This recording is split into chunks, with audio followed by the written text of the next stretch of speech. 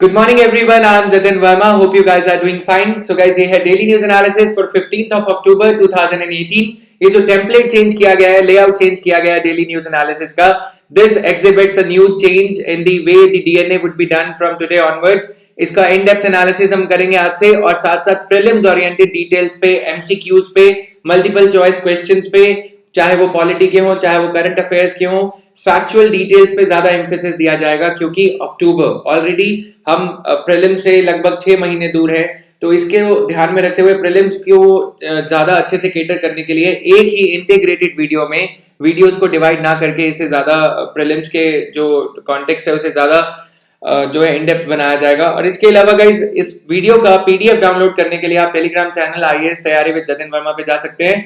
Facebook पे भी ये चैनल है, और फेसबुक ग्रुप जो है आईएएस तैयारी विद जतिन वर्मा, यहाँ पे भी इस काफी सारे जो पीआईबी या फिर जो आपके जो राज्यसभा टीवी की डिबेट समरी, वो सब चीजें वहां पे ऑलरेडी डेली बेसिस पे डॉक्यूमेंट अपलोड किया जाता है. आप वहां से भी डाउनलोड कर सकते हैं. जिनको करंट अफेयर्स की मैगजीन मेरे द्वारा जो लाई गई थी सितंबर के मंथ की, वो वहां पे फेसबुक ग्रुप पे और टेलीग्राम पे अवेलेबल है. आप वहां से डाउनलोड कर सकते हैं. अब बात करते हैं अनअकैडमी की. I am an educated on Unacademy also. आप सिंपली जतिन वर्मा नाम सर्च करके अनअकैडमी पे मेरे को फॉलो कर सकते हैं. अनअकैडमी पे फॉलो करके जो भी डीएनए के अलावा जो भी एमसीक्यूज वगैरह वहां पे अपलोड किए जाएंगे, आप वहां से उनका भी बेनिफिट ले सकते हैं. Now coming to this, daily ये चीजें मैं बता चुका हूँ. यूट्यूब चैनल को आप फॉलो कर सकते हैं. Now which of the following statements are correct regarding प्रधानमंत्री जन आरोग्य योजना. तो मैं इसके बजाय इसके कि मैं इन क्वेश्चंस को रीड करूं, आप लोग क्वेश्चंस की क्वालिटी देख सकते हो. और क्वेश्चंस थोड़े टफ रखे जाएंगे, यूपीएससी पैटर्न पे रखे जाएंगे बिल्कुल उस पे. और ये 5 questions daily geography, polity, economy, current affairs, जो भी सेक्शन करंट अफेयर्स में कवर होता है इन टॉपिक्स का, पॉलिटी या एनवायरमेंट, इकोलॉजी का, वो हम इन क्वेश्चंस में डेली प्रैक्टिस के लिए देखेंगे. पिछले दिन का जो करंट अफेयर्स रहते हैं उनसे क्वेश्चंस फॉर्मुलेट किए जाएंगे, चाहे वो पीआईबी हो, चाहे वो द हिंदू न्यूज़पेपर हो, या इंडियन एक्सप्रेस या कोई और. तो ये थर्ड और फोर्थ क्वेश्चन है. सोलर एनर्जी से रिलेट करता है fourth question. And then cryo electron microscopy क्या है, ये डीएनए रिपेयर के लिए जो नई टेक्नोलॉजी की बात चल रही थी नोबेल प्राइज केमिस्ट्री के कॉन्टेक्स्ट में, ये सब चीजें जो है स्टडीज जी प्रोटीन कपल्ड रिसेप्टर्स क्वेश्चंस आप अटेम्प्ट करेंगे.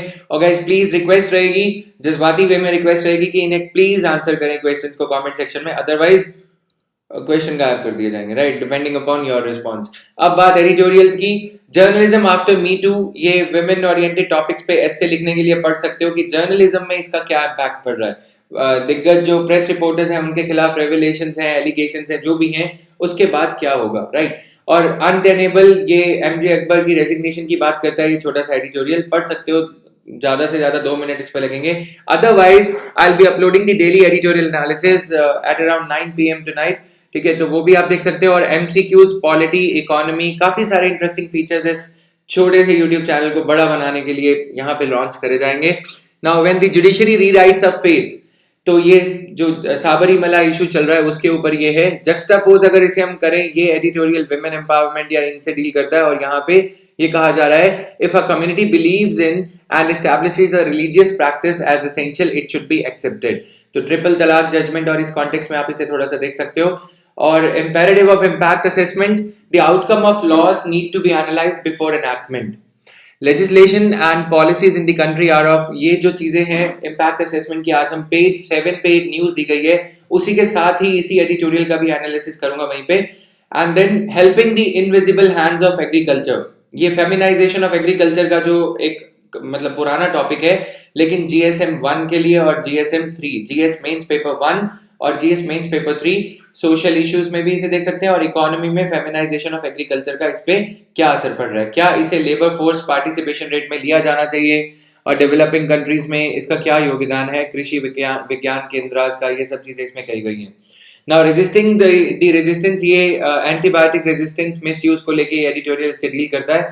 तो ये टाइम टू टाइम यहाँ पे आते रहते हैं, कभी कोई मेडिसिन पेपर या फिर लैंडसेट की स्टडी. इस बार इन्होंने पीएलएस मेडिसिन पेपर से ये रेवलेशंस करी है. और इसके अलावा bonding with Africa in partnership, ये भी अच्छा एडिटोरियल है. यानी कि आज के हमें ये एडिटोरियल पढ़ सकते हैं, ये भी एडिटोरियल पढ़ना चाहिए, इसे हम पेज 7 पे डील करेंगे. और ये एडिटोरियल आप पढ़ सकते हो फेमिनाइजेशन ऑफ एग्रीकल्चर के लिए, इसे 2 मिनट में एक कर्सरी रीडिंग फटाफट से दे सकते हैं. Coming to this, data point, ये जो डेटा पॉइंट रहता है काफी कई बार इंटरेस्टिंग इसमें चीजें रहती हैं। तो यहाँ पे देखते हैं, speed kills, over speeding causes 70% of the road accidents in 2017. A look at the cause of accidents and the states where the share of accidents due to over speeding was relatively high. तो states के यहाँ पे आंकड़े दिए गए हैं। Time to time supreme court ने states को ये फटकार लगाई है, स्टेट्स के जो चीफ सेक्रेटरीज हैं, कि आप रोड सेफ्टी को लेके क्या कर रहे हो। और when the Supreme Court's directives were also not heeded to, then Supreme Court came up with liquor ban rule. तो हमने यहाँ पे लिखा है कि लिकर बैन रूल अगर और एरियाज जो रोड सेफ्टी के हैं उन्हें टैकल नहीं किया जाता, तब तक रोड सेफ्टी लिकर बैन का थोड़ा रिश्ता जो है कमजोर पड़ जाता है, राइट। मतलब अगर हम लिकर बैन कर भी दें तो भी deaths because of road accidents are not going to come down, ये मेरा कहना है यहाँ पे। 97% ऑफ 97% एक्सीडेंट्स जो तेलंगाना में हुए were due to over speeding, highest proposition among all states, followed by Karnataka and Kerala. Though it will take some time for the new government or the 2013 में इसका गठन किया गया था, स्टेट का सेपरेशन हुआ। क्या कोई छोटा स्टेट बनाना ये कोई गारंटी है हेल्थ या ट्रांसपोर्ट या रोड सेफ्टी या किसी और बिंदु को लेके? जो एनालिसिस मतलब बहुत रिमोटली रिलेटेड है, क्योंकि 5 साल में सारी रोड्स रिपेयर नहीं करी जा सकती, लेकिन यस मतलब रिलेशन अच्छा है। और अगर दूसरी तरफ हम बात करें, न्यू दिल्ली से अमृतसर का जो हमारा नेशनल हाईवे है, कौन सा नेशनल हाईवे है ये आप लोग कमेंट सेक्शन में बताओगे, राइट। उसकी जो पेस है 2005 से वो हाईवे बनता ही जा रहा है, बस अभी भी ऐसे आता है डाइवर्जन, डाइवर्जन लिखा हुआ आता है रास्ते में। आपने काफी सारे हाईवेज नेशनल हाईवे प्रोजेक्ट्स पे ऐसा देखा होगा, डाइवर्जन कभी कभी ऐसा लगता है डाइवर्जन लेफ्ट राइट का नहीं है, डाइवर्जन टुवर्ड्स स्काई है, मतलब सीधे ऊपर जाने के लिए। रात में कार वहां पे बैठ जाती है, लेकिन प्रोजेक्ट्स पूरे क्यों नहीं किए जाते जबकि टोल टैक्स लगाया जाता है। तो अगर हम स्पीड की बात कर रहे हैं specifically, is there a need for speed regulators? Supreme court में ये याचिका फाइल करी गई थी कि बसेस में स्पीड रेगुलेटर्स होने चाहिए या फिर व्हीकल्स में स्पीड रेगुलेटर्स होना चाहिए। मेरा मानना यहाँ पे ये है कि हाई स्पीड कार्स को अलाउ करना कुछ इस तरह से है कि भीड़ में टाइगर को छोड़ देना, राइट। कि भीड़ में टाइगर को खुला छोड़ दो और फॉर्च्यूनर और ये सब जो people with fortune are you know in a way road पे रैम्पेज ये चल रहा है यहाँ पे, कि मतलब कारें खुली छोड़ दी गई हैं 120 140, राइट। तो ये स्पीड जब कंपैटिबल हाईवेज नहीं है तो हाई स्पीड कार्स क्यों लाई जाए, राइट। तो ये एक क्वेश्चन बनता है, should we not improve the quality of rail travel, mass travel means of mass transport को एक वे से रीइन्विगोरेट करने की जरूरत है। और इसी के साथ गवर्नमेंट ने काफी स्टेप्स भी लिए हैं रोड सेफ्टी को लेके। मोटर व्हीकल्स अमेंडमेंट बिल 2017 में लाया गया था, जिसमें कि पेनल्टीज को बढ़ा दिया गया है, चाहे वो लिकर ड्रंक ड्राइविंग या ये सब चीजों को लेके हो। और साथ साथ इसमें सीट बेल्ट ना वेयर करने के लिए हाई स्पीड का चलान ज्यादा कर दिया गया है काफी सारी स्टेट्स में। लेकिन कॉन्कॉमिटेंटली हमें पॉट होल्स और ये सबको अटेंशन देनी होगी। तो 5-4 मिनट लगा के ये सारा डील करने की कोशिश करिए एक एडिटोरियल के वजह से। I hope you would appreciate that. When image says it all and the data corroborates. तो यहाँ पे ये image हिंदू से ली गई है, credit goes to the Hindu newspaper. Bonds, oil bonds. What are oil bonds? Why were they issued in the first place? तो oil bonds को पहले issue करने की जरूरत क्या पड़ी? गवर्नमेंट ने, सक्सेसिव गवर्नमेंट्स ने 2005 से अब देखो कि 1998 से oil bonds issue करी गई। यानी कि गवर्नमेंट अगर ऑयल पीएसयूज यानी कि ओएनजीसी या फिर ऑयल लिमिटेड या फिर भारत पेट्रोलियम कॉर्पोरेशन लिमिटेड या फिर इंडियन ऑयल कॉर्पोरेशन लिमिटेड को, इंडियन ऑयल लिमिटेड कॉर्पोरेशन को बोल रही थी 2010 में खासकर कि आप इस पे जो तेल का प्राइस अगर 63 रुपीज था, आप इसमें 45 रुपीज पे बेचो, चाहे वो क्रूड ऑयल, चाहे वो पेट्रोल हो या फिर डीजल हो। तो इसका प्राइस आर्टिफिशियली सप्रेस किया गया था। अब इसके चलते भारत पेट्रोलियम कॉर्पोरेशन लिमिटेड या और कंपनीज घाटे में चल रही थी।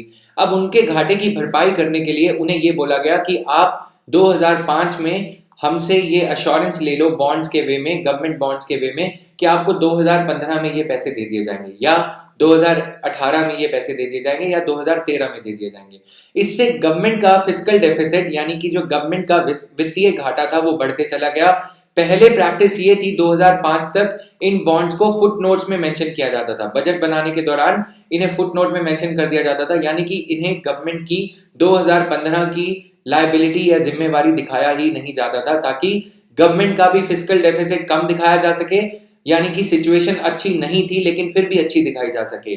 तो कल्चर ऑफ सब्सिडीज जो था वो दैट वाज क्वाइट विजिबल। उसके चलते जो डिटेरियोरेशन ऑफ फाइनेंशियल स्पेस, जो फिस्कल स्पेस है गवर्नमेंट का, फाइनेंशियल एडमिनिस्ट्रेशन जो है, उस पे पूरा पूरा इम्पैक्ट वहां पे दिख रहा था। तो अब इस सिचुएशन को रेमेडी किया गया जब 2010 में काफी ज्यादा जो क्रूड ऑयल के चलते प्राइस की इंक्रीज के चलते जो है बर्डन बढ़ रहा था, तो ऑयल प्राइस को, पेट्रोल प्राइस को खासकर डीरेगुलेट कर दिया गया। यानी कि अगर अंतरराष्ट्रीय मार्केट में, if in the international market crude oil price is hovering at around $63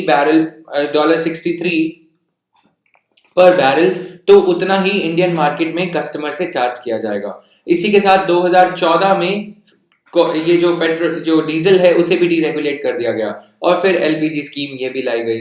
तो यहाँ पे अमाउंट, अब ये जो ग्राफ, ये जो इमेज है, ये बात कर रही है क्रूड ऑयल प्राइसेस जो है 2015 में काफी ज्यादा गिर गए, लेकिन government kept raising the excise duties to earn more through indirect taxes.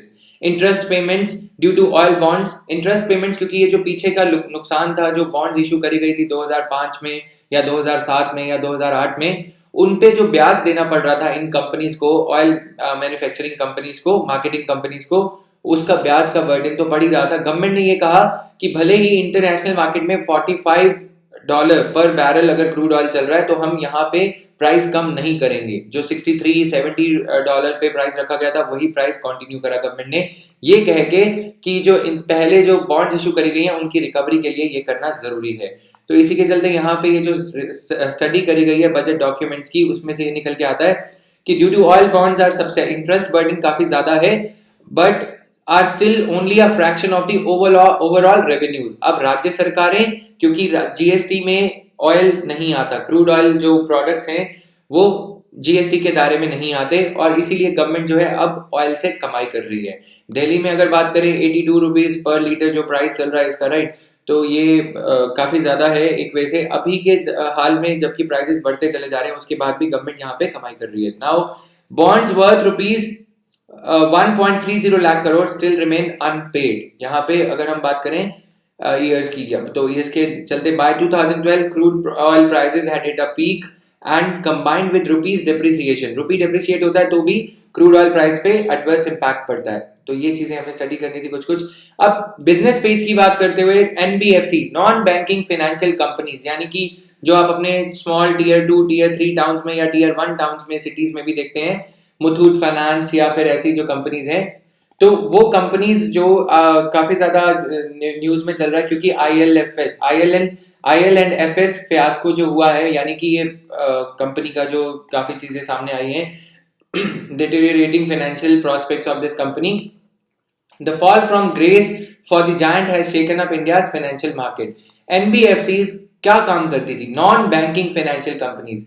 Banking financial companies का काम यह होता है कि एक हाथ जनता से पैसे लेना, जिनके पास में सरप्लस मनी है उनसे पैसे लेके, दूसरे हाथ जो बोरोवर्स हैं, चाहे वो टाटा बिरला या अंबानी या फिर माल्या हो, उनको लेंड करना ताकि इंडस्ट्रियल एक्टिविटी बढ़ाई जा सके। तो ट्रेड एंड कॉमर्स को एक फिलिप दिया जा सके, बढ़ावा दिया जा सके, इसीलिए ये किया जाता है, जो बैंकिंग कंपनीज बनाई जाती हैं।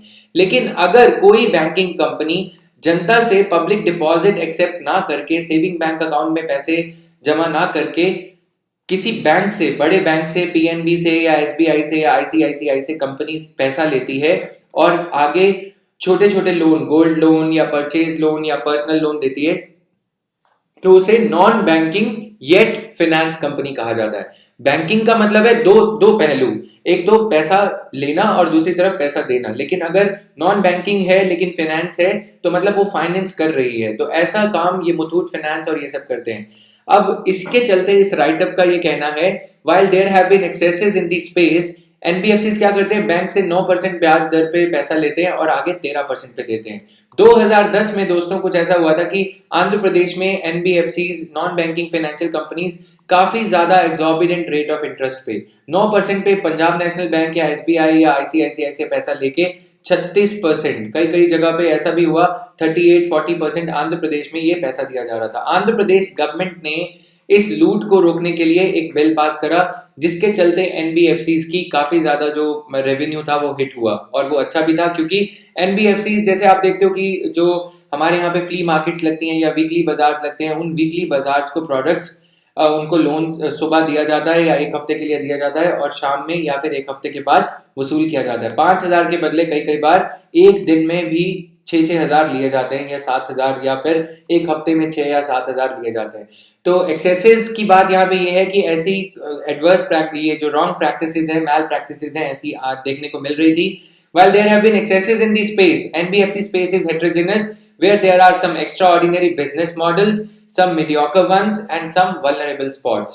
तो ये जो स्टडी करी गई है उसमें ये रिवील किया गया है, even after 25 years of private banking, retail credit penetration, retail credit होता है जो छोटे लोग क्रेडिट लेते हैं, जैसे कि कोई ऑटो रिक्शा ड्राइवर है, उनको अपना ऑटो खरीदना है, या फिर कोई जैसा मैंने बताया कि फ्ली मार्केट में किसी को कोई ठेला लगाना है या कुछ, उसके लिए जो रेट ऑफ इंटरेस्ट पे पैसा दिया जाता है, किसी एक इंटरेस्ट रेट पे पैसा दिया जाता है, उसके लिए। देखो मैं आम भाषा यूज करूंगा, ठेला लगाया जाता है और वो सब, क्योंकि बहुत सारे और यूट्यूब चैनल हैं, बहुत सारे कोचिंग इंस्टीट्यूट हैं जहाँ पे बहुत ज्यादा हाइप एंड उपला क्रिएट करा जाता है। तो वो चीजों को नजरअंदाज करते हुए जज्बाती तरीके में देसी भाषा में एनालिसिस यहाँ पे करेंगे हम। NBFC currently serve 60 million people through gold, micro, MSME, two-wheeler and commercial vehicle loans. Commercial vehicles मतलब किसी उबर ओला के ड्राइवर को लोन दे दिया, राइट? गोल्ड लोन गरीब लोगों को अगर चाहिए तो ऐसे केस में, and have more than 50% market share. तो ये एडवांटेज है, जहां बैंक नहीं जा सकता, जहां हाथी नहीं जा सकता, वहां चींटी चली जाती है, राइट? तो ये वो वाला काम है।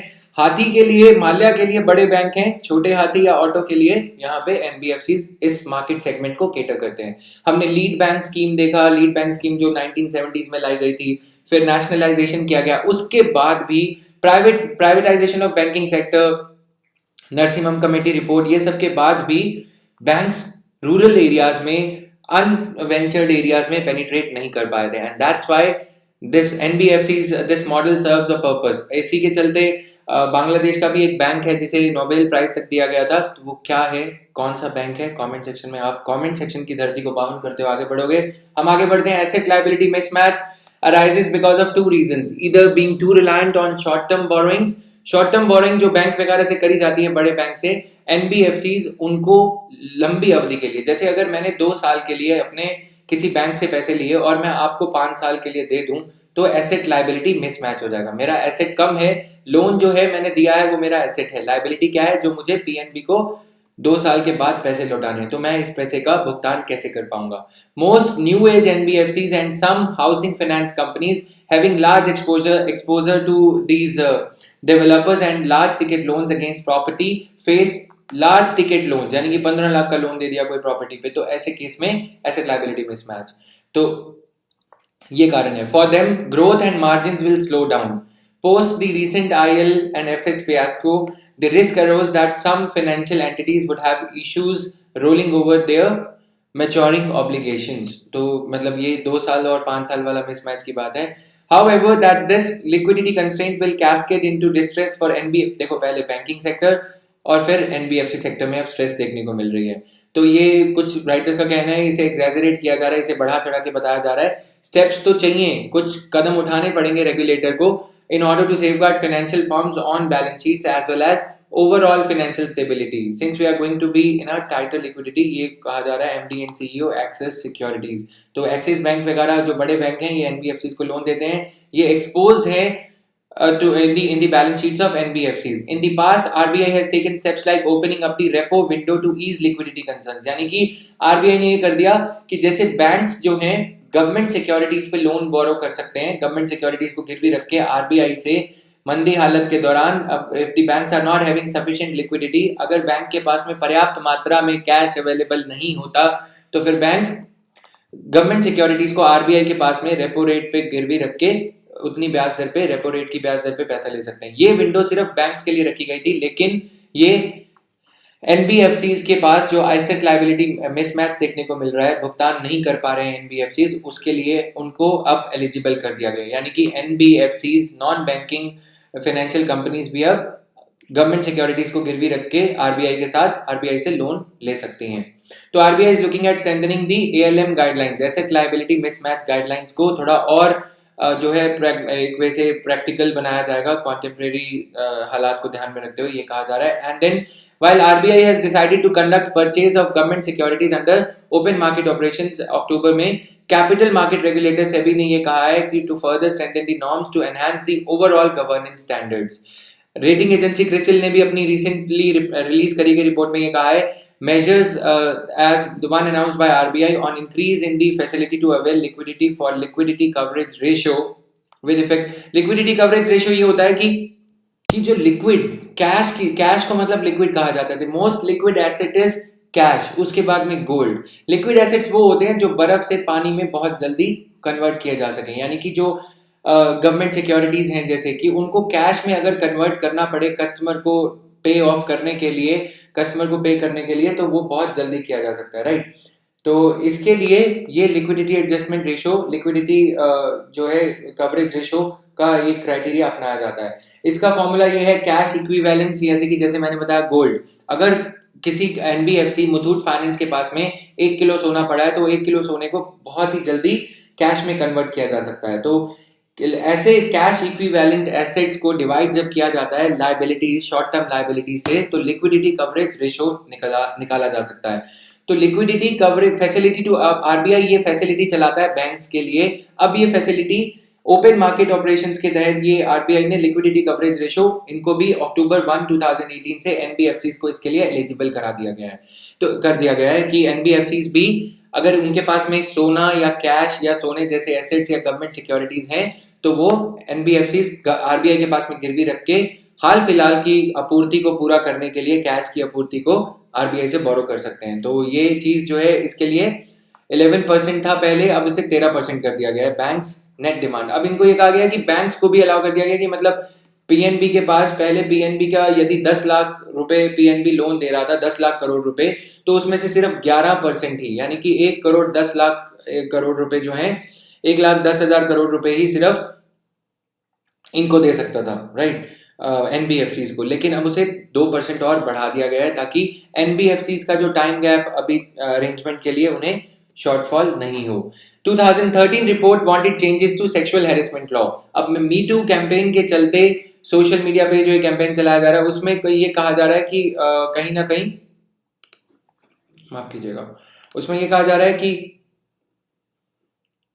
एक मिनट का So Center recently announced its plan to set up a panel of judges to look into the legal and institutional, जो अभी का जो प्रणाली है sexual harassment at work place को डील करने के लिए मी टू कैंपेन के चलते ये काफी ज्यादा लाइमलाइट में चल रही है। इसके चलते हिंदू का ये कहना है आज में कि 2013 में जो जस्टिस जेएस वर्मा कमेटी लगाई गई थी निर्भया रेप केस के बाद, उस कमेटी ने रिपोर्ट में ये कहा था इंटरनल कंप्लेंट्स कमेटी ज्यादा कारगर साबित नहीं होगी, क्योंकि इंटरनल कंप्लेंट्स कमेटी कहीं ना कहीं जो कंप्लेंट्स आती हैं इंटरनली उसे दबाने का काम करेगी। इन्होंने ये कहा था कि एम्प्लॉयमेंट ट्राइब्यूनल बनाया जाए in sweeping changes to the sexual harassment at work place bill.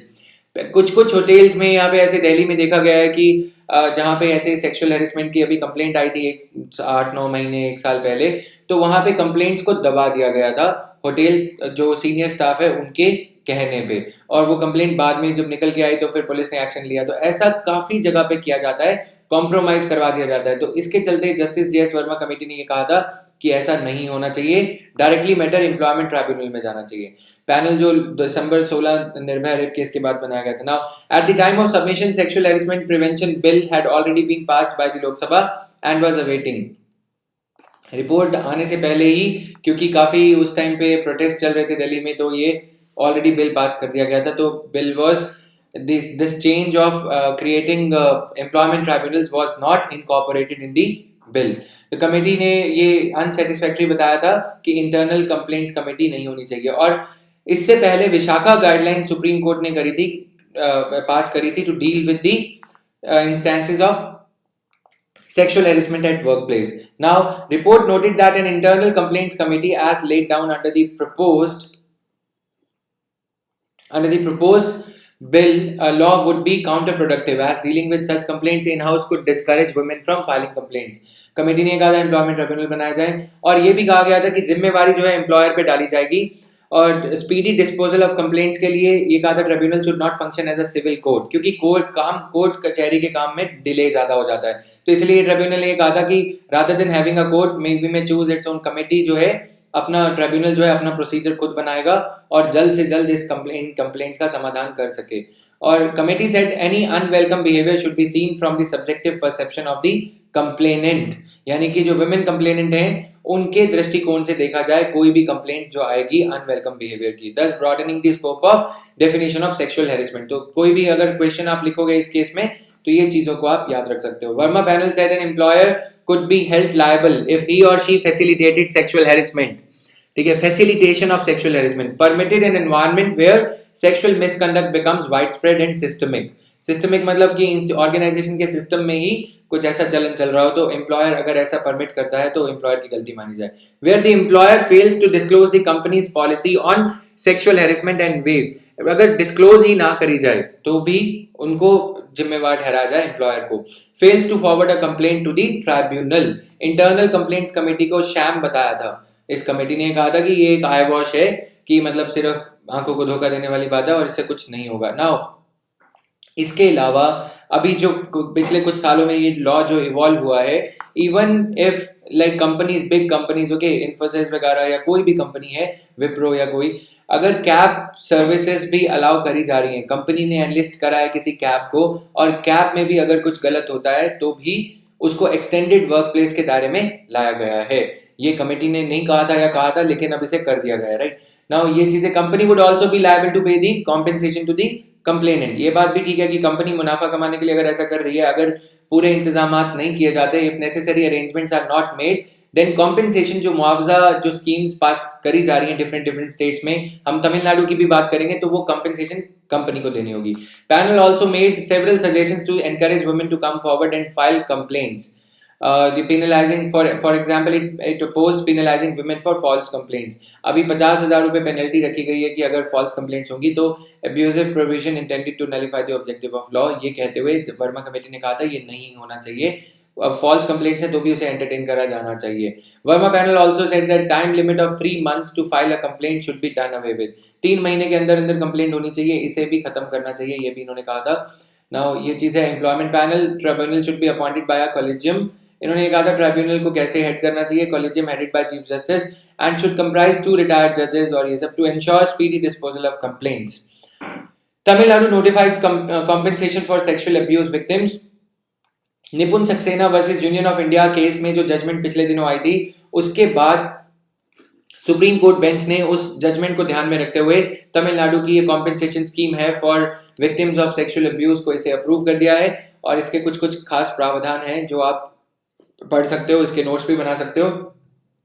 दो अ वुमेन सर्वाइवर और her dependents are eligible for compensation from multiple schemes, section 357B of CRPC shall be taken into account while deciding on the quantum of the compensation. Notification का ये कहना था, right, Tamil Nadu के notification का। और ये for determining the compensation, मुआवजे की रकम तय करते समय issues such as the gravity of the offense and severity of the mental or physical harm or injury suffered by the survivor victim, expenditure incurred or likely to be incurred for medical treatment and loss of educational opportunities or employment as a result of the offense would be, ये सारी चीजों को ध्यान में रखते हुए compensation की रकम, मुआवजे की रकम तय की जाए, ये कहना था कमेटी का। Now issues जो है as to whether the abuse was a single isolated incident or took place over a period of time and whether a woman became pregnant, ये भी चीजों को ध्यान दिया जाएगा। Now a dream come true for वेटिलाकोली Adivasis. वेटिलाकोली Adivasis कहाँ पे रहते हैं, बस आपके लिए ये जानना जरूरी था, इसीलिए इसको इनकॉर्पोरेट किया गया है। इनको ट्रंक्स डिस्ट्रीब्यूट करे जा रहे हैं तो इससे काफी खुश हैं, तो ये चीज आप नोट कर सकते हैं, कहाँ पे रहते हैं, क्या लोकेशन है, that's it. Now victims of a crime should have a say in punishment. ये एक इशू है जो थोड़ा सा आज इसे एनालिसिस करेंगे, बाकी आज के न्यूज़पेपर में कुछ खास नहीं है क्योंकि संडे, एक्सटेंडेड संडे हिंदू मना रहा है मंडे को भी। Now supreme court has said in judgment that victims of crime should have a say in the punishment of the criminal. Bench justice ने ये कहा that punishment should be meaningful to the victim also. अब इसे explain करना चाहूंगा, 2 minute दीजिए। For this it is necessary to seriously consider giving a hearing to the victim while awarding the sentence to a convict. यानी कि जब किसी आरोपी को सजा सुनाई जाती है तो ऐसे केस में विक्टिम क्या कहता है, तो ये जो क्राई फॉर जस्टिस है उसको भी संज्ञान में लिया जाना चाहिए। काउंटर व्यू पॉइंट भी लेंगे इसका। क्रिमिनल प्रोसिक्यूशन में क्या होता है, देखिए अगर आपके पड़ोस में किसी की कार चोरी होती है तो आप क्या करते हो, अपनी कार को रात में 2 बार चेक करते हो या बाइक को 2 बार चेक करते हो, राइट? ऐसा क्यों? क्योंकि every kind of crime creates a situation of panic in the society. अब स्टेट हमने किस लिए कॉन्स्टिट्यूट किया है, हमने ये सारा जो राजपाट और ये सब कॉन्स्टिट्यूशन लिखा है इसलिए लिखा है क्योंकि state is the guardian, state एक चौकीदार है जो कि पुलिस के रूप में इस इशू में काम करता है, राइट? तो स्टेट जो है पूरा का पूरा जिम्मा, पूरी की पूरी रिस्पॉन्सिबिलिटी अपने सर पे ले लेता है टू डू दी जस्टिस, और फिर प्रोसिक्यूटर जो सरकारी वकील हैं वो विक्टिम को सिर्फ एक गवाह मान लेते हैं, राइट? तो उसके the crime is primarily considered wrong against society and the punishment. इसके बीच ये बात अच्छी है कि पूरी सोसाइटी का ध्यान रखने के लिए स्टेट उसका बीड़ा लेता है, लेकिन कहीं ना कहीं विक्टिम को हम भूल जाते हैं। तो ये कहना है सुप्रीम कोर्ट का, with its orders supreme court has made it clear, supreme court ने ये स्पष्ट कर दिया है that the victim or her family who has suffered the crime should have an equal say। यहाँ पे जेंडर न्यूट्रल है, his or her family है, ठीक है, in the punishment of the perpetrator। victim impact assessment किया जाना चाहिए। victim impact assessment statement or assessment must be given due recognition so that an appropriate punishment is awarded to the convict। Justice लोगों ने ये observe करते हुए कहा। अब इसके बाद what may be justice in the rule book, constitution या फिर आईपीसी सीआरपीसी में कोई अगर कोई जस्टिस है शायद वो इंसाफ लेटर एंड स्पिरिट में ना हो। टेकिंग अनदर स्टेप फर्दर, इसको एक और कदम बढ़ाते हुए ये कहा कि statement from the victim should also be given due cognizance. It is true that the victim impact assessment might result in an appropriate sentence being awarded to the convict, but that would not necessarily result in justice to the young widow। तो अब ये young widow के case में यहाँ पे किया गया था, इस केस में तो यहाँ पे मेरा एनालिसिस क्या कहता है, पर्सनल है। देखो, will this order give a leg up to the already retribution heavy criminal justice system?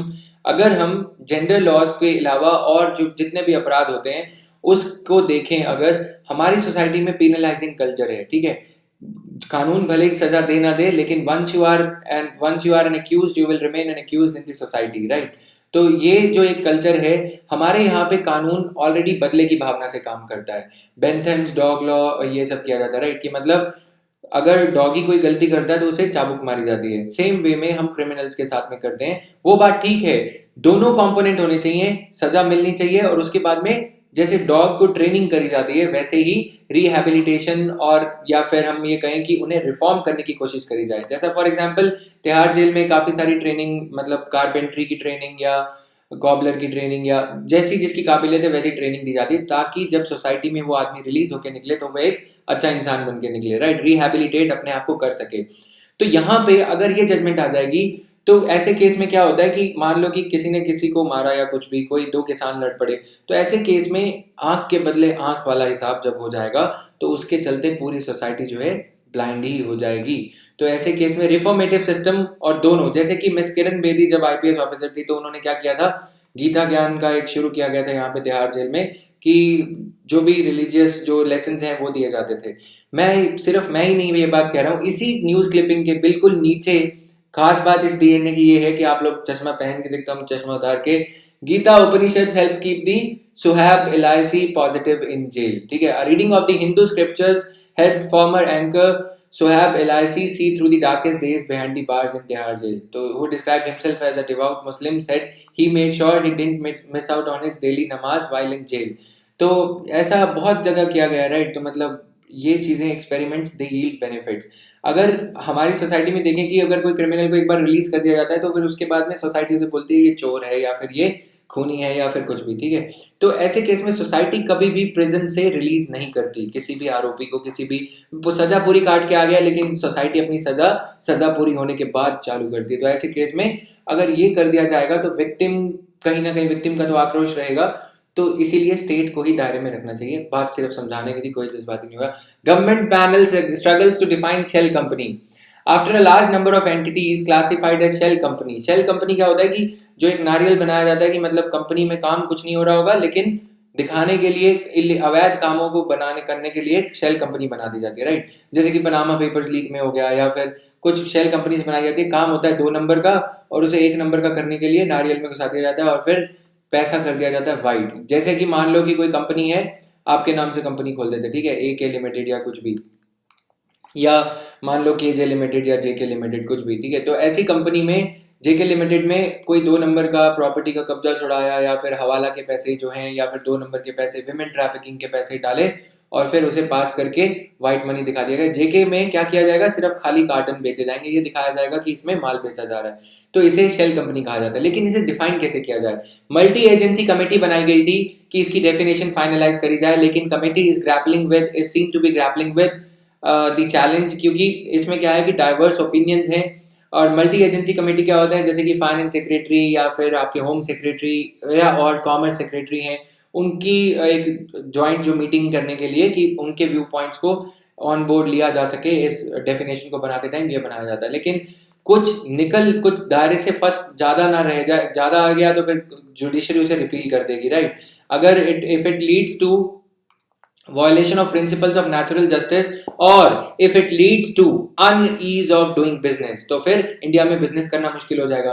At the same time if it leads to people like Mehul चौकसी या फिर ये Nirav Modi slipping through the cracks, that will also create a problem। तो इसी the shady financial transactions, ownerships and assets of thousands of companies have been studied। ऐसे asset को study करा गया, ऐसी कंपनीज के केसेस को ये पूरी तरह से जांचा गया है ताकि एक एक्सेप्टेबल क्राइटेरिया बनाया जा सके। लेकिन अभी भी ये चैलेंज पूरा नहीं किया गया, इससे नहीं निपटा गया। और committee also examine the definition given by OECD. OECD ने जो डेफिनेशन दिया, ये अ कंपनी, ओईसीडी की डेफिनेशन कॉम्प्रिहेंसिव है लेकिन फिर दिक्कत उसमें ज्यादा हो जाती है कुछ। A company that is formally registered, incorporated और otherwise legally organized in an economy but which does not conduct any operations in that economy other than in a pass through capacity। Pass through मतलब जैसे हमने अपने example में देखा यहाँ से कि मतलब पास कर दिया कंपनी का बेनिफिट और सिर्फ काम कुछ नहीं करती कंपनी, सिर्फ दिखाने के लिए ये किया जा रहा है। शेल्स टेंड टू बी कॉन्ड्यूट्स होते हैं जैसे पाइपलाइन, राइट। यहाँ का पैसा सिर्फ यहाँ से पास कर दिया दिखाने के लिए कि यहाँ पे 1 नंबर का काम हो रहा है, राइट। तो conduits or holding companies and are generally included in the description of special purpose entities। A consensus among the committee members on the definition is yet to be arrived। Also जो agencies इसमें involve करी गई हैं वो मेहुल चौकसी जैसे case जो है ना निकल के रह जाएं और इन्वेस्टिगेशंस में कहीं ये बच के ना निकल जाएं, ये भी स्टडी किया जा रहा है। Issue had come up after the government crackdown on dummy companies that were used for round tripping of funds and money laundering. हमारा सवाल यहाँ पे ये है, पनामा पेपर लीक केस कब आएगा, राइट। तो गवर्नमेंट इस पे क्रैकडाउन तो कर रही है, जिसमें बड़े बड़े नाम थे, राइट, शहनशाह का भी नाम था उसमें, तो वो केसेस कब आएंगे। Now special forces in India US exercise. अब India USA first tri services exercise कराई जा रही है। पहले ये सर्विस जो एक्सरसाइज कराई जाती थी ये इंडिविजुअल फोर्सेस की कराई जाती थी, जैसे कि आर्मी जो है पार्टिसिपेट करती थी एनुअल ड्रिल, जिसे क्या कहा जाता था, युद्ध अभ्यास।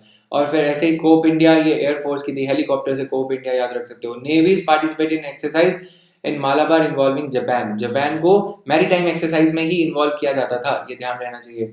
अब फर्स्ट टाइम ऐसा होने जा रहा है कि तीनों की तीनों सर्विसेज, नेवी, आर्मी और एयरफोर्स एक साथ पार्टिसिपेट करेंगी। टाइम और डेट अभी डिसाइड नहीं किया गया है, 2019 में कभी होगी, राइट। आपके बर्थडे पे होगी या मेरे पे होगी, पता नहीं। It would include all our services plus we are kind of scoping the exercise right now to include each of the services special operation forces। An initial planning conference will be held to discuss the scale of the exercise। No date has yet been fixed for this thing। तो ये बस किया जाएगा। और ये चीज थी। इसके बाद UN scenario, drill will focus on the United Nations based scenario and overarching mission of humanitarian assistance. यानी कि आपदा के दौरान, डिजास्टर के दौरान या कोई भी ऐसी एडवर्स सिचुएशन के दौरान कैसे ऐसी डिजास्टर लाइक सिचुएशन से निपटा जाए। Natural humanitarian disaster relief hub in the Indo Pacific. ये सब अच्छी बातें हैं, निशाना सिर्फ चाइना पे बात समझने की थी। Indian army has para SF, the navy has MARCOS while the air force has Garud as their respective special forces. तो इनको अब इसमें शामिल करने की बात करी जा रही है।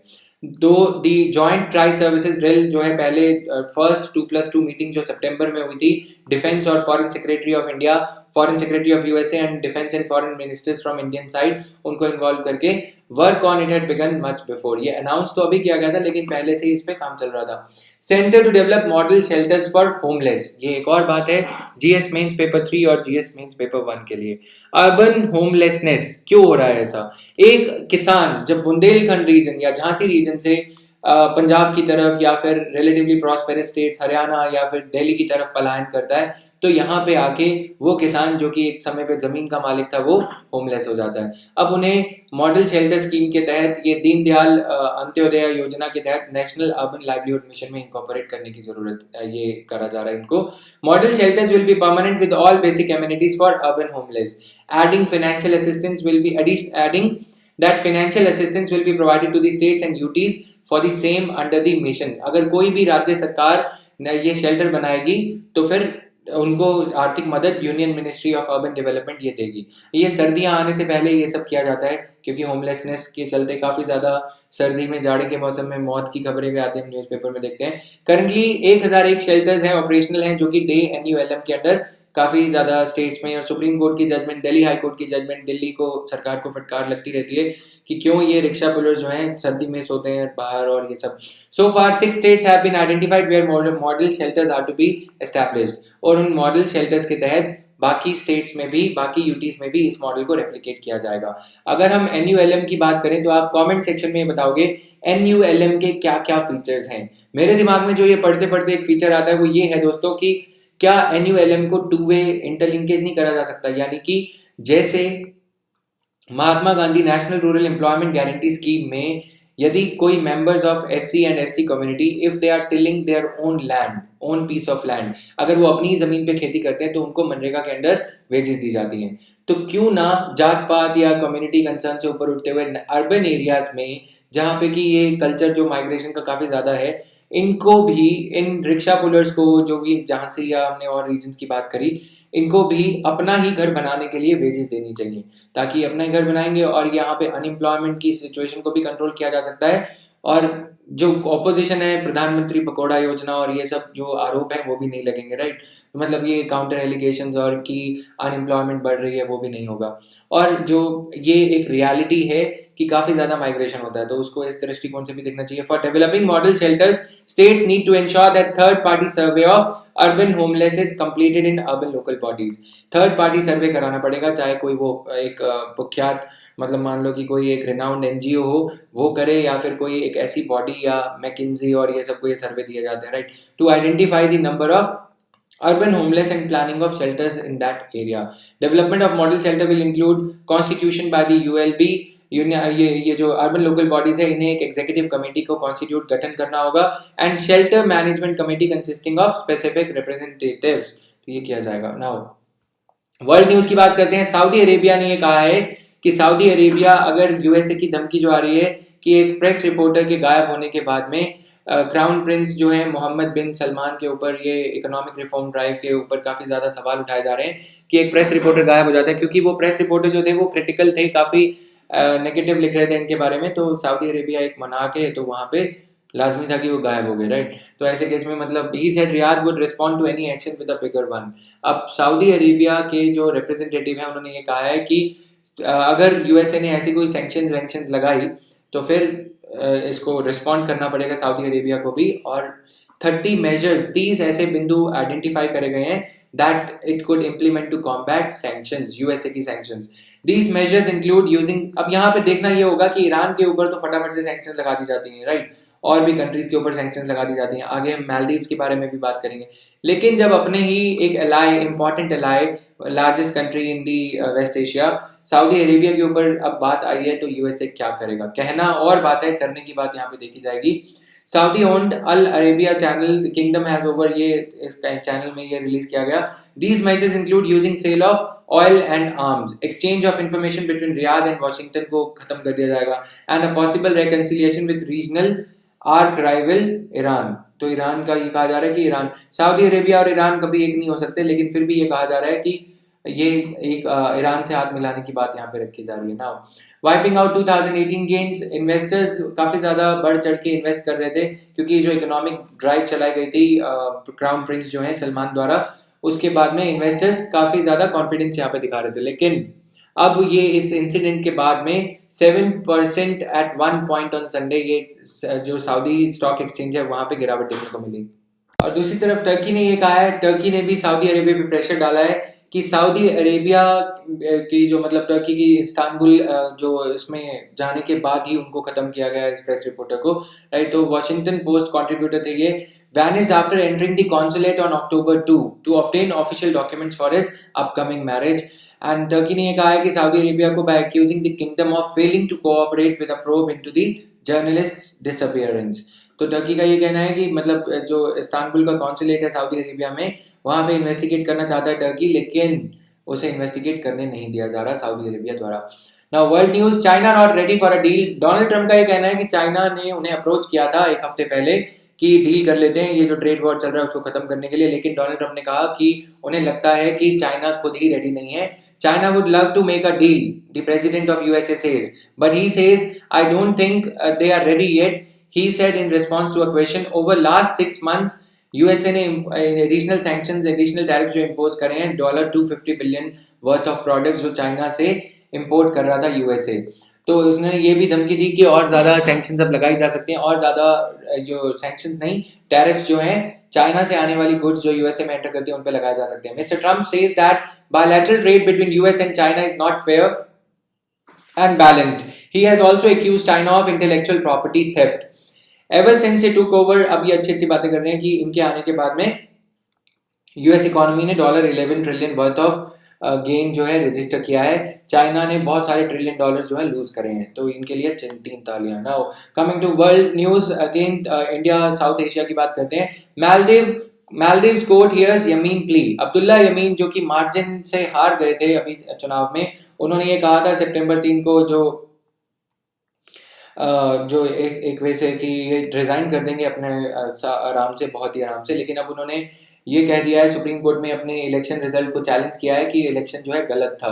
यूएसए, यूरोप और इंडिया की तरफ से प्रेशर था, और इसके चलते यमीन ने कहा था कि हाँ मैं हार गया हूँ और मैं रिजाइन कर दूंगा नवंबर 17 को। लेकिन नवंबर 17 छोड़ो, अक्टूबर 15 आते आते इन्होंने ये कहा है, सुप्रीम कोर्ट में याचिका फाइल करी है कि हम जो है इस इलेक्शन रिजल्ट को चैलेंज करते हैं। सुप्रीम कोर्ट ने कैपिटल एडजर्न कर दिया after proceeding that lasted several hours and will resume on Monday, यानी कि आज।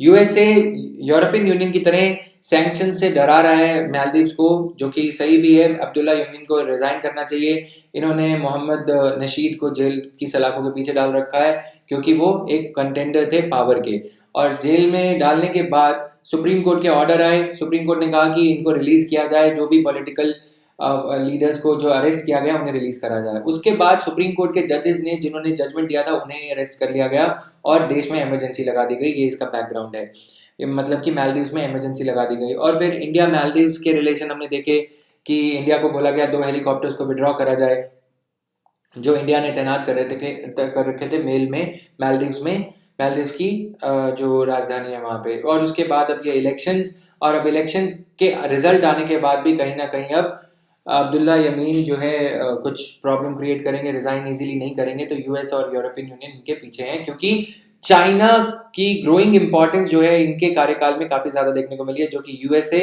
यूरोप और इंडिया तीनों कंट्रीज को गवारा नहीं है, तीनों रीजन्स को कंट्रीज को गवारा नहीं है। USA is concerned by the troubling actions by outgoing president, okay, that threatened to undermine the will of the Maldivian people. He added, state department के जो यूएसए के स्पोक्स पर्सन है उन्होंने कहा कि Washington will consider appropriate measures against anyone who undermines the peaceful transfer of power. Now coming to business news, telecom companies may report losses for 3 more quarters, यानी कि अगली 3 तिमाहियों में भी, अगले 9 महीनों में भी टेलीकॉम बिजनेस में टेलीकॉम कंपनीज जो है कहीं ना कहीं लॉस रजिस्टर करेंगी। Cellular operation association of India का ये कहना है। Telecom sector is likely to experience 3 more quarters of losses hurt by high levies and unsustainable tariffs. He said that high incidence of levies, जैसे कि licence फी लेती है सरकार इनसे और स्पेक्ट्रम यूसेज चार्जेस भी लिए जाते हैं, तो ये इंसिडेंस ऑफ लेवीज के साथ साथ एक और अपफ्रंट पेमेंट जो करना पड़ता है रेडियो वेव्स का, उसके चलते टेलीकॉम ऑपरेटर्स, वोडाफोन, ये सब पे ज्यादा प्रॉब्लम इनके लिए क्रिएट हो गई है। और क्लियरली 2018-19 जो है टफ ईयर रहेगा, और 2019-20 में पिक्चर शायद क्लियर होगी टेलीकॉम कंपनीज के लिए। टैरिफ वॉर, 2016 में Reliance industries launched Jio, a new 4th generation wireless service that disrupted the telecom industry by offering free calls and cheap data on mobile phones. Jio's entry set off a tariff war, forcing Airtel, Vodafone and Idea का merger, now Vodafone Idea Limited हो गया है, to cut tariffs. तो जियो के आने के बाद में ये सब कंपनीज के लिए प्रॉब्लम। जब अब ये पूछा गया कि मोबाइल रेट्स गिर सकते हैं, तो इन्होंने कहा कि ऑलरेडी टैरिफ जो है अफोर्डेबल लेवल पे हैं और ये सब। तो टेलीकॉम सेक्टर की स्ट्रेस के बारे में Amazon का जो क्लाउड टेल, हमने ई कॉमर्स पॉलिसी सितंबर 2 के एनालिसिस, सितंबर 2 का एनालिसिस जो है उसमें हमने इसकी बात करी थी। Cloudtail India private limited, one of the largest sellers on Amazon India, reported 27% revenue growth. Amazon जो है मार्केट प्लेस मॉडल के तहत ऑपरेट करता है, यानी कि Amazon सिर्फ एक मार्केट है। आप चाहो तो अपनी ई दुकान, ई शॉप यहाँ पे खोल सकते हो, अपने प्रोडक्ट्स यहाँ पे बेच सकते हो। लेकिन Amazon ने मार्केट प्लेस मॉडल में गवर्नमेंट रेगुलेशन के तहत Amazon अपने बनाए प्रोडक्ट्स को यहाँ पे नहीं बेच सकता। इसीलिए Amazon ने क्लाउड टेल नाम की एक कंपनी बनाई है, इन्फोसिस के जो को फाउंडर हैं मिस्टर NR नारायण मूर्ति, उनके साथ में। क्लाउड टेल, अगर आप कोई भी मोबाइल या कोई भी गैजेट देखोगे, आपको ज्यादातर 90% ऑफ द केसेस में सोल्ड बाय क्लाउड टेल दिखेगा, यानी कि Amazon बैकडोर से गवर्नमेंट की रेगुलेशन को जो है सरपास करने की कोशिश कर रहा है, और उसमें इस कंपनी में बहुत ज्यादा प्रॉफिट्स हो रहे हैं। तो Cloudtail reported revenue of 7149 crore, 7,000 crore रुपए लगभग। टोटल एक्सपेंडिचर 7158 करोड़ रुपए था, और इसके चलते फर्म का profit. Now business bids invited for Udan global flight. अब अंतरराष्ट्रीय उड़ान भर सकेगा आम आदमी, ये इसके लिए गवर्नमेंट ने जो है बिड्स इनवाइट करी हैं। प्राइवेट एयरलाइन कंपनीज को कहा है कि कौन कौन ये उड़ान स्कीम में पार्टिसिपेट करना चाहता है। ई प्रपोजल्स मंगाई गई हैं from international bidders for selection of airlines under the international air connectivity scheme, IACS Udan. तो गवर्नमेंट ने in a bid to make flying more affordable for masses had in October 2016 ये अनाउंस करा था स्कीम को, कि जिसमें कि एयर फेयर 1 घंटे की जर्नी के लिए 2,500 रुपए तक कैप करा जाएगा। 2,500 से ज्यादा कोई भी एयरलाइन कंपनी चार्ज नहीं करेगी उड़ान स्कीम के तहत। 1.5 घंटे के 3750, 2 घंटे के 5,000, कुछ ऐसा रेट था कार पार्किंग रेट वाला। Now central government had in August unveiled a draft scheme for extending the Udan scheme to international circuits, with the state governments identifying routes for operations. तो draft international air connectivity scheme, ये शायद हिंदू में ना दे रखी हो क्योंकि हमने इसे इंडियन एक्सप्रेस से लिया है, वहां पे ज्यादा अच्छे से कवर था ये। तो इसमें to increase the international, as per the draft scheme operational बनाई जाएगी ओनली फॉर द स्टेट्स जो कि अपनी इच्छा जाहिर करेंगे इसमें, to implement and provide requisite support for promoting operations under the scheme. According to the draft scheme, state governments will identify the routes to be connected and airline operators will assess the demand on the identified routes. और ये चीज dedicated for providing subsidize support under the scheme, it will be created through contributions of state government. तो international air connectivity fund बनाया जाएगा, जैसे कि civil aviation fund बनाया गया है हमारी कंट्री में, कनेक्टिविटी फंड डोमेस्टिक उड़ान के लिए, इंटरनेशनल उड़ान के लिए भी वो बनाया जाएगा। इसी के साथ ही आज का DNA ओवर होता है। ये खाली PPT में हम क्या करने वाले हैं, आपकी अगर कोई भी क्वेरी है, कोई बुक लिस्ट या कोई सजेशंस के लिए, या फिर डीमोटिवेशन, या फिर और जो ये काम ना करने के बहाने, studiosjatin@gmail.com पे आप मेल कर सकते हो। और कोई भी प्लस कोर्सेज या कोई भी और प्लस कोर्सेज या MCQs या कोई और क्वेरी आप यहाँ पे शेयर कर सकते हो। इसके अलावा IAS तैयारी विद जतिन वर्मा नाम से फेसबुक ग्रुप है, और वहाँ पे भी आप कुछ PIB और ये सब चीज़ों के डॉक्यूमेंट्स डाउनलोड कर सकते हो वहाँ से। और इसके अलावा IAS तैयारी, जो चीज़ें फेसबुक पे अपलोड करी जाती हैं, वो चीज़ें टेलीग्राम चैनल है IAS तैयारी विद जतिन वर्मा, वहाँ पे भी करी जाती है अपलोड, वहाँ से भी डाउनलोड कर सकते हो। जो लोग सिर्फ बुक पे रहते हैं, फेसबुक पे नहीं रहते, उनके लिए था। और जिन लोगों को अखबार नहीं आता, राइट, तो उनके लिए IAS तैयारी विद जतिन वर्मा नाम से, JV नाम से एक टेलीग्राम चैनल है, वहाँ से आप द हिंदू डेली सुबह 6 बजे डाउनलोड कर सकते हैं। इसी के साथ ही आज का DNA ओवर होता है। आप मेरे को फॉलो कर सकते हैं अनअकैडमी पे, जैसा मैंने बताया। Thank you, bye bye, have a great day ahead.